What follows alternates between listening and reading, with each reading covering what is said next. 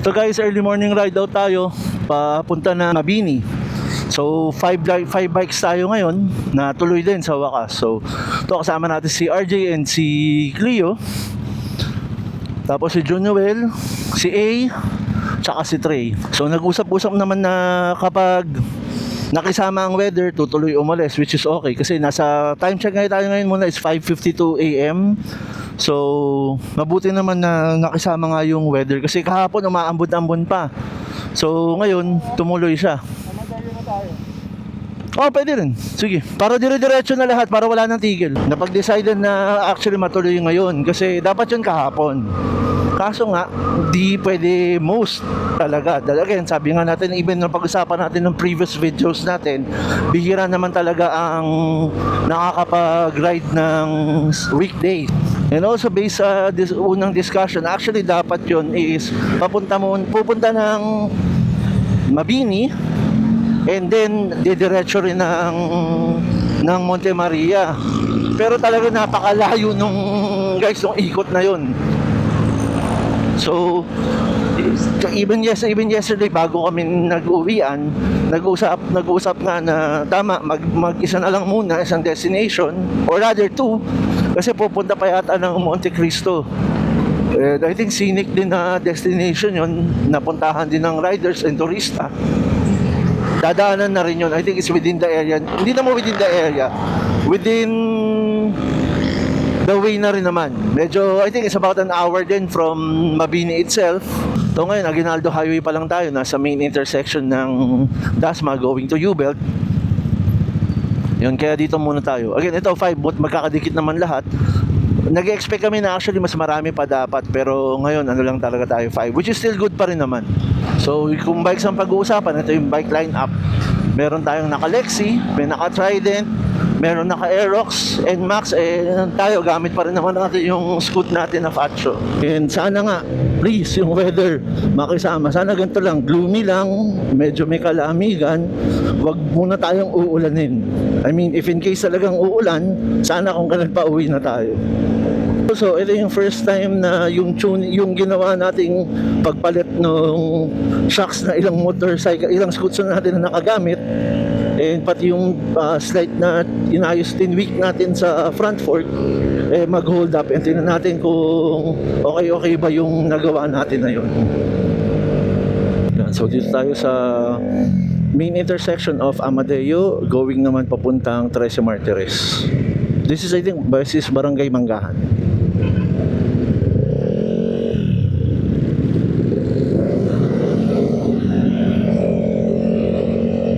Naka-groove yung kalsada rito ngayon ha.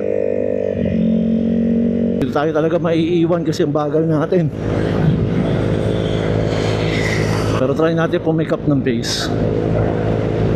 So guys, nasa Amadeo Road na tayo. Pero turning tayo dito sa may intersection ng East-West Road cause rather than didiretso tayo ng more ng Amadeo din pagkatagaytay, dito tayo dadaan kasi para ang labas natin is heading towards to Mendez, to Alfonso, and then paakyat para makarating tayo ng Padjokno Highway.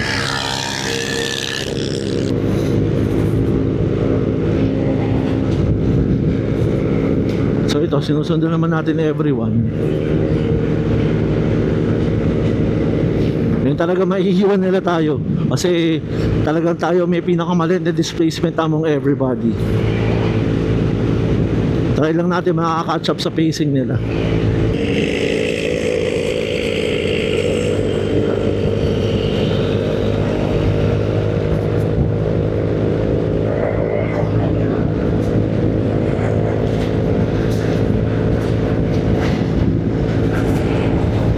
Subukan naman natin abutin si Trey tsaka sila RJ.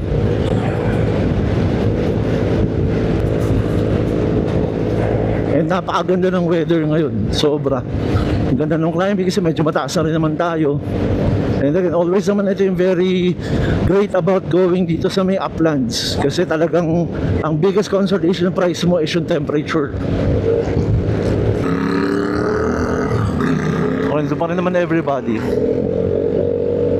Tuloy-tuloy pa rin.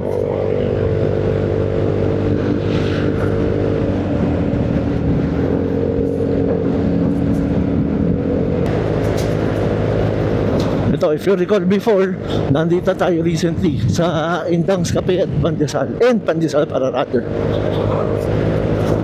Very bumpy yung road. Sobra. Dapat yata nag-reduce pa tayo ng tire sa front. Pero mamaya na lang. Adjust natin. Medyo pakiramdam ko talaga napakatigas. Ayun o, si Trey nasa kanan natin. Papa-overtake natin siya ulit. Ayun o, try din. Yun. Although yung bigla talaga magiging narrow tong road na to.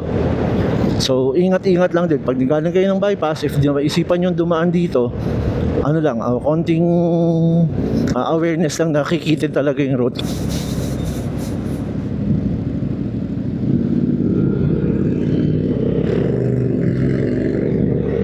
Medyo may slight drizzle na ngayon dito.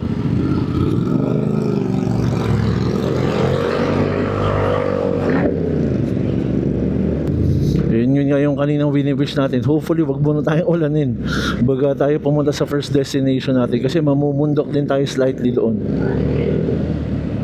At ito na nga, inaabot na kami kaagad ng rain early part of the day pa lang.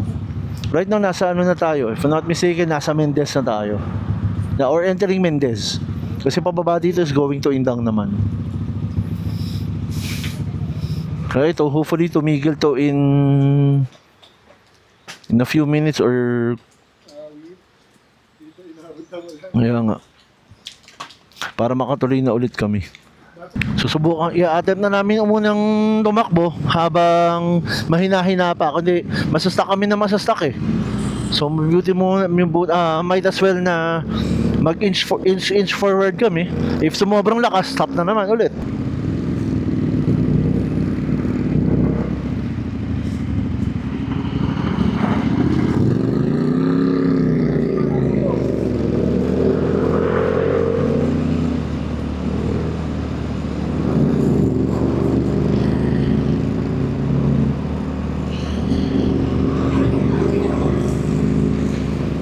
And for the first time in a very long time, ngayon lang tayo ulit dumaan sa ilalim ng bridge. Ayun, umaano yung fog. Mga 5 to 10 minutes, nandun na tayo sa may Fork Road ng Panasugbu and yung pa Jokno Highway. Since yung umulan nga, talaga nga namang ganito mangyayari dito. Fog. Medyo nagkakaroon ng slight drizzle ulit and medyo nagiging foggy yung lens natin. So punasan na lang natin later kapag nagkaroon na ng initial stop. So far so good. Yung drizzle nakikisama. And again, yung sobrang lamig na weather is makakamiss maya-maya once bumaba na tayo. I-appreciate muna natin ng fog while nandyan pa siya. Napakakapal talaga ngayon.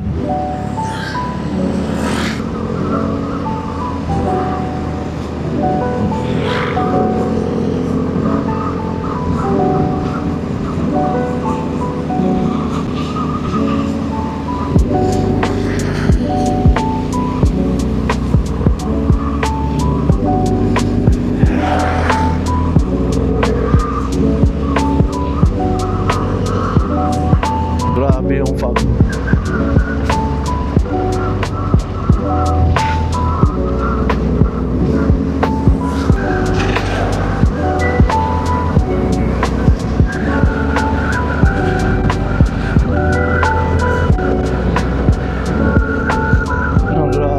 Kahit yung tower na ang laki-laki, hindi natin makikita ngayon. And even yung mga surrounding areas, diba, alam nyo naman na may mga parang fields dyan, may mga view rin like dito sa left side is yung view ng lake. Wala talaga. Envelope talaga siya ng fog.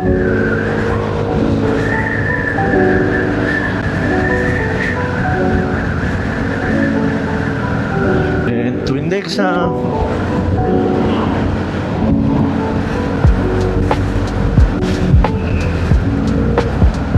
Pag nakita na natin itong Twin Patrons, alam nyo na guys, na sobrang lapit na natin sa split road ng Nasugbu and Lemery. Ayan, pag nakita nyo ito indicator pa isa, pag nakita nyo yung Mitchangge.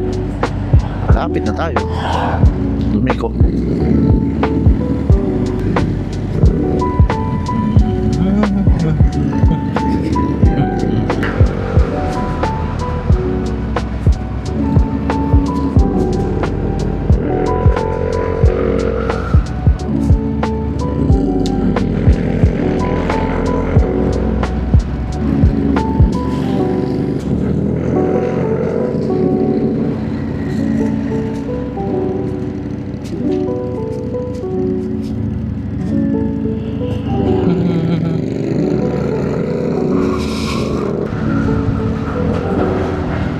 Sobrang foggy rin dito pala.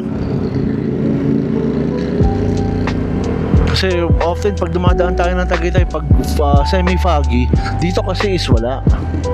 Pero dito sobrang foggy talaga. Entering na tayo ng Lemery. Usually pagpasok natin dun sa ARC, sandali lang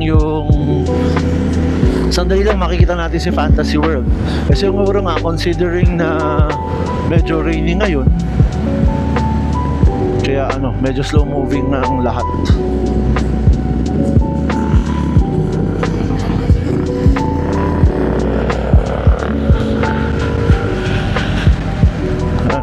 Speaking of which, ito na si Fantasy World.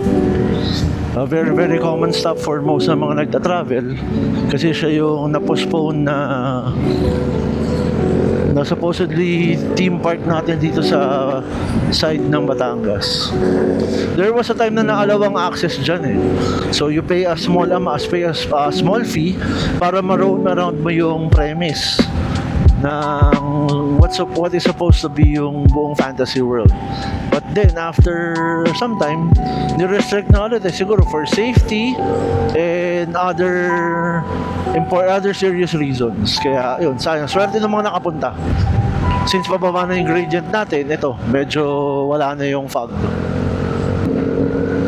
Ganda. Yung dalawang SIR nakita natin before. Once marating natin yung end of the highway, mag-veer left tayo. Kasi ang papunta ng pa-right, it's go on bound to Panasugbu.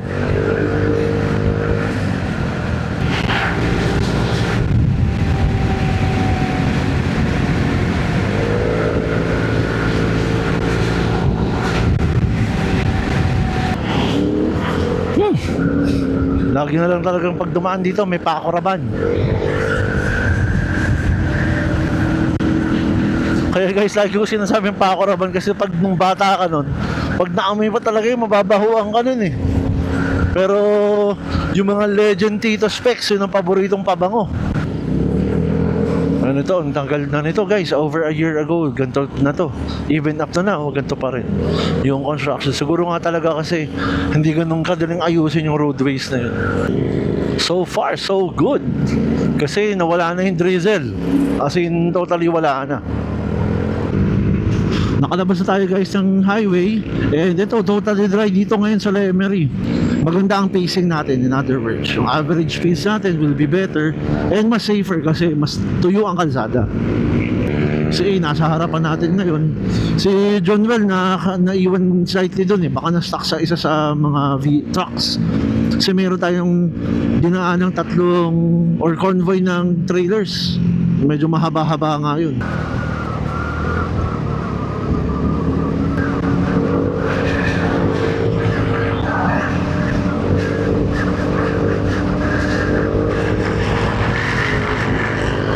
Same way din ng Paagoncillo eh.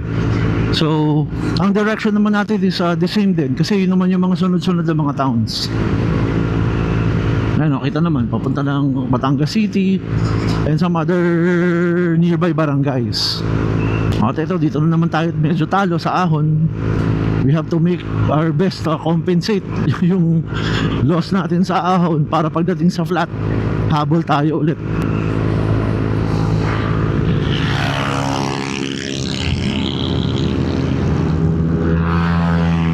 Overtaking dalawa.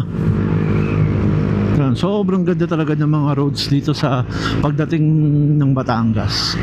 Of course, may mga some areas na may repairs pa rin, pero generally maganda talaga. Ang smooth, very wide. Para kung trip mo yung open road highway riding, talaga naman sulit.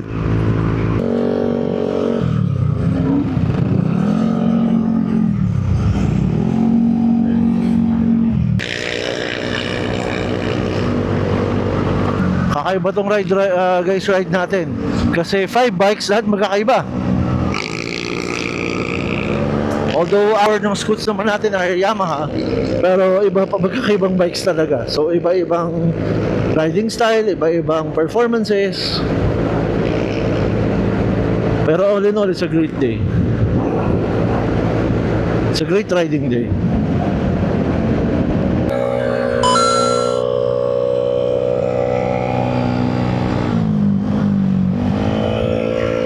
I'm not sure kung nasa mismong town na tayo. Wala pa kasi tayo nakikitang marker. Pero ito, nasa ano na tayo? San Luis, Batangas. So we're still a little bit far. Time check again, it's 7:28. And siguro may give or take about an hour pa tayo away. Ito, kailangan mag-fuel stop. Kompleto pa rin naman. Okay pa rin naman. Everybody dito. Ito, yung mga kailangan magpagas, magpapagasap na muna. Medyo maaga pa rin naman, time of the day. And ito, sabi ko nga, gumanda naman yung weather. Oo. Oo. Naman may setback kanina. Na-stop tayo ng mga disc, give or take, mga 30 minutes. Pero okay lang din, habol naman natin ngayon dito. Simula nung bumaba ng joke, no? And buti talaga, natuyo na yung kalsada. And medyo maligam-gam na ulit. Kanina ko ano yung lamig ng Tagaytay, ngayon naman dito, always naman sa Batangas, syempre medyo flatland, talaga medyo warm. Pero mas better na to kaysa nung umuulan. From kanina magkakausap kami dun sa gas stop. Sa pag-check kanina is 14 minutes na lang tayo away, so it's very very near na. Isang strap mo nakabukas. Strap. Yan. Baka mamaya may tumalsik na gamit eh. Okay na. Naka-groove din ang mga kalsada rito. Yan, magkakasama na ulit tayong 5. Medyo ano na kasi, may slight congestion and also medyo mellow down na yung takbuhan kasi wala na tayo dun sa wide stretches. So, basta nakita nyo itong malalaking ano na to sa depots or container units or storage units ng fuel, ang lalaki, di ba? Ano may capacity? 7 million liters.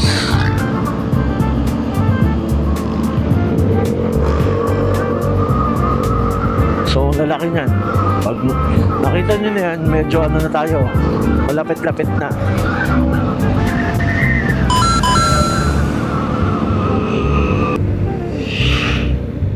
Sa strip.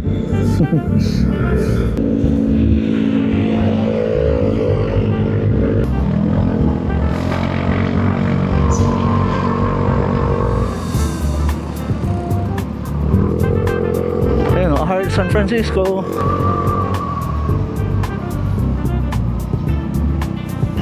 Yan na guys ang bayan ng Mabini. May fog din dun sa taas.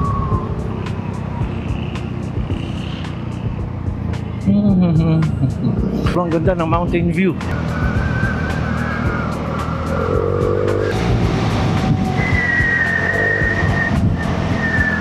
Parang ang galing, ang unique nga ng place ng Mabini. Kasi di ba pagdating nyo siya sa map, para siya nakapakove eh. Nakapalabas siya sa nakapalabas siya sa mismong mainland, and siya lang talaga yung nandito. Ay, ito yung port area nila. So ito yung pinaka-edge, puro cove yung mga nandyan. Even nung nagstay kami dito sa Camp Netanya, is medyo parang cove-like structure siya. Or rather yung land, wala talagang white, hindi ka makakakita ng coast. Yung parang iniisip mo ng mga parang beach, kasi medyo siya mabato. Kaya very very popular with people na ang hilig is diving. Ganda.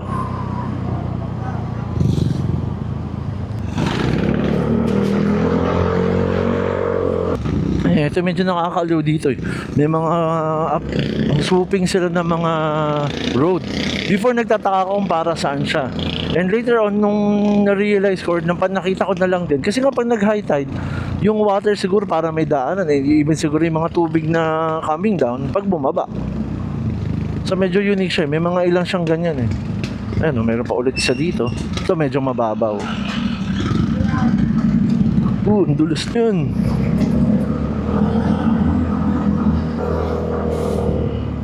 No, kapal ba ng fog doon sa kabilang side. I'm not sure kung ano ang place yun eh. Hindi ko alam kung kasama pa yun ng island. Pero basta pag ganun yun, iikot sa kabilang side. And imagine mo kung taga rito ka nga eh. Pag board ka, ikot ka lang eh.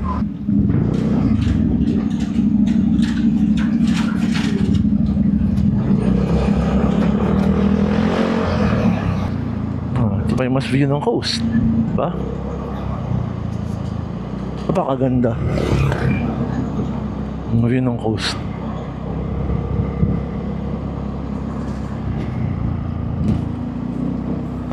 Medyo madulas guys yung kalsada. Kaya ka lang, iingat talaga.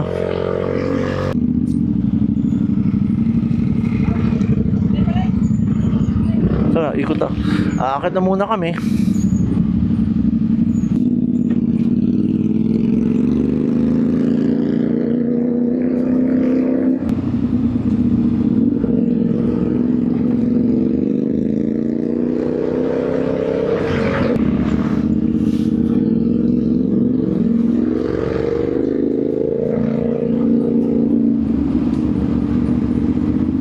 Medyo talaga makipot dito guys, makitid.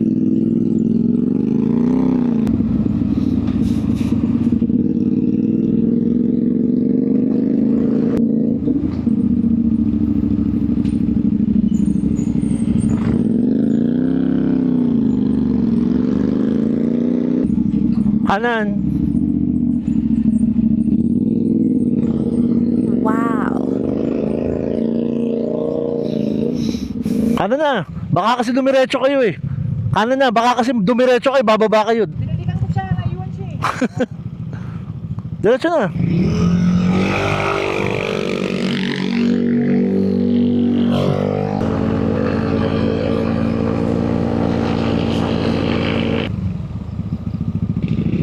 Wow.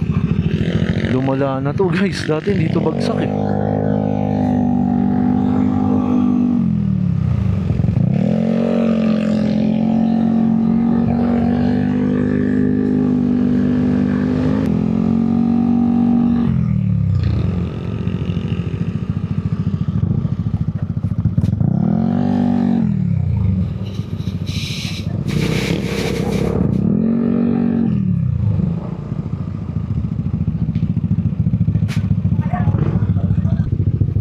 Yan ito, nandito na tayo sa taas.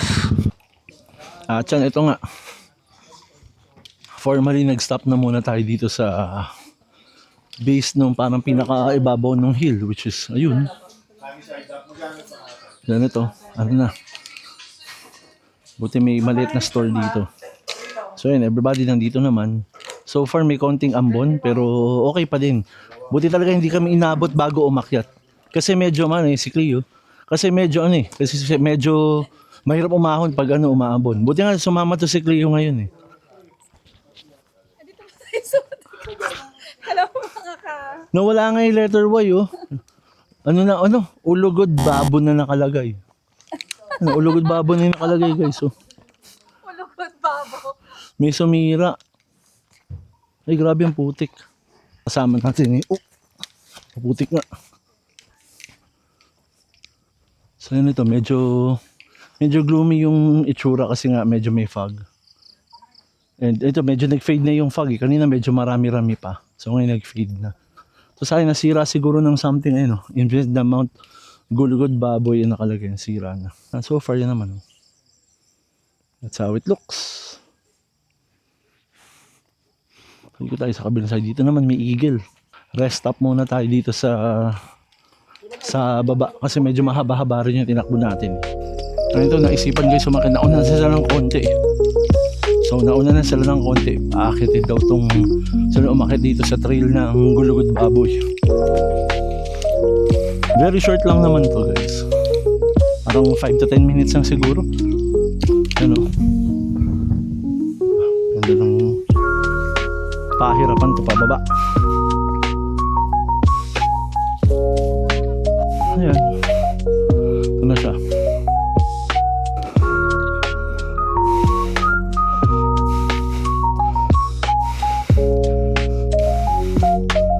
Mas mababa nga ito.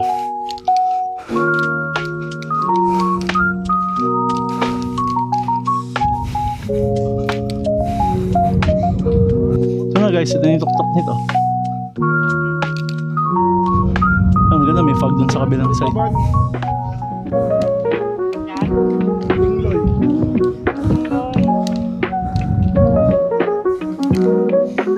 Guys, yung view ulit dito. Mas mababa pala to compared dun sa kabila. Kasi dati dun na inakyat ko, yung 2 peaks na yun. Parang may shock na yun. Tapos papunta dun sa kabilang side. Kaya yung sabi, yun yung buong 360 na view. Ito obstructed pa pala kasi nahaharangan ng hill na yun. Yung peak ng mountain.